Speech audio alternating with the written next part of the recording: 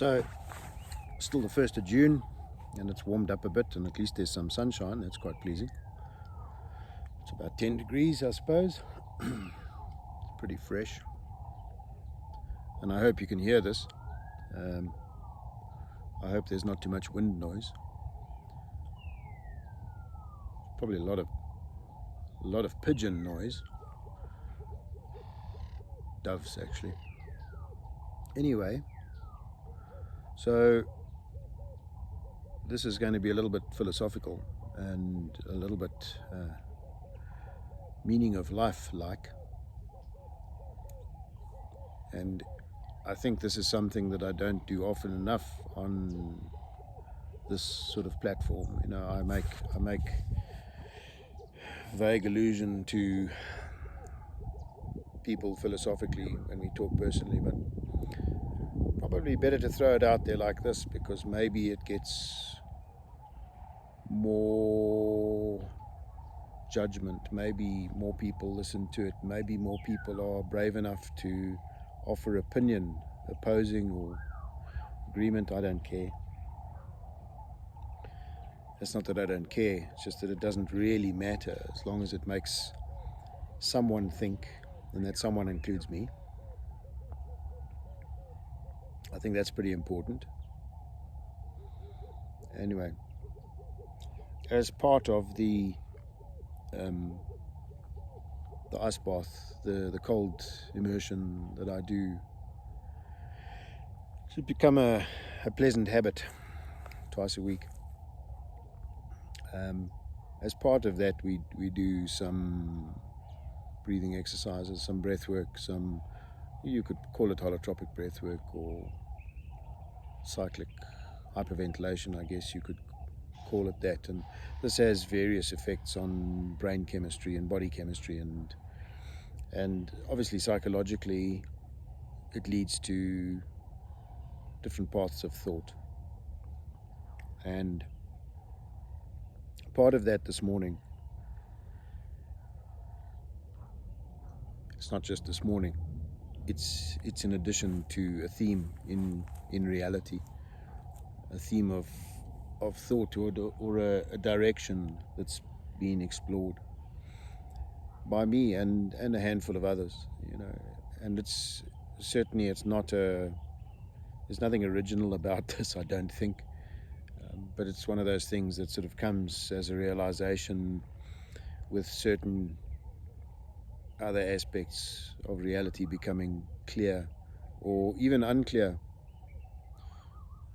Maybe the latter is more accurate. But we were talking this morning about how few people there are on the planet, a small percentage, probably in terms of world population, hundredths of a percent in reality. We were talking about how many people are so deeply programmed that they don't even know that they are programmed. And it's nothing new. I mean, I've spoken about this before, and many others have. But sometimes there's added clarity, added depth to the thinking, and that happened this morning. I suppose a bit of an epiphany, an epiphany. And epiphanies are good. In one way, they just spur on the thinking, but then they also cause more thought, and they cause thought in others, and then one ends up being able to compare notes on reality. But the focal point of this discussion was about how few people there are in reality that are aware enough to understand the level of programming, the depth, the complexity of it. That's not to say that I understand it fully. That's for sure. But when you start really delving into the depths of how deep that programming runs, and how old it is, and how well established and how well practiced, and how effective it is. When you start having some realization or further realization of just how efficient it is, it obviously makes you question more and more about what you have been told is reality. And I wonder, actually I don't wonder, I know the answer. It's not many people at all. As I said, it's a small percentage, a minuscule percentage, a literal drop in the ocean, I think, of people that are willing, not able. I think most are able. I think it's a sort of evolutionary point that you reach in thinking and then decide to venture forth into the sort of uncharted territory of reality. And there are people that are, I think most people are capable of it. I think that they don't go and visit those thoughts, because when you do, you have to admit certain failings in your previous thinking. So there are many people on the planet, and many of them don't think. And when having these little epiphanies, these little moments of realization, it really does stand out, and it becomes clear just how few people are willing to think, willing to explore reality, willing to explore their own psyche to a point where they can evolve beyond where they are, psychologically speaking, mentally. But it also is an indication, a deep indicator of how effective the programming is, how effective or rather how far back that programming runs, and how few free-thinking people there are that are left. And I suppose that's a little bit concerning, but there's probably no sense in being wrapped up in concern for those that are still running that program, as it were, and not looking beyond their immediate situation. I suppose that's pointless. If people have reached a point of wanting to explore further, wanting to be more, think more, see more, then the opportunity is there for everyone. But it does take some effort, some action. And I look at how difficult that can be for people. You look at the aspects of diet, and how people have been programmed to think that things that are very unhealthy are in fact good for them, because some guy in a white coat told them that it was so. It doesn't matter that he got paid a lot of money and he lied. He's okay. But the same thing applies to the internet. And I watched a documentary.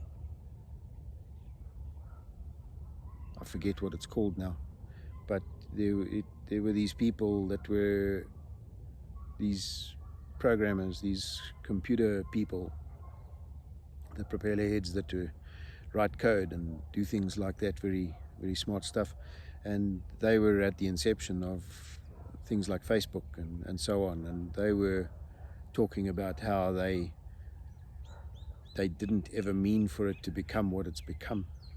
And they were talking about how they keep their children away from it because they understand the dangers intimately.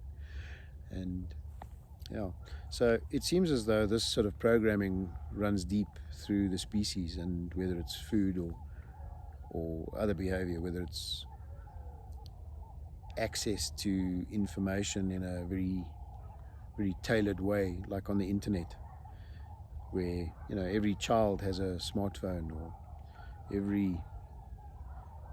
everyone that doesn't even have the ability to generate their own income.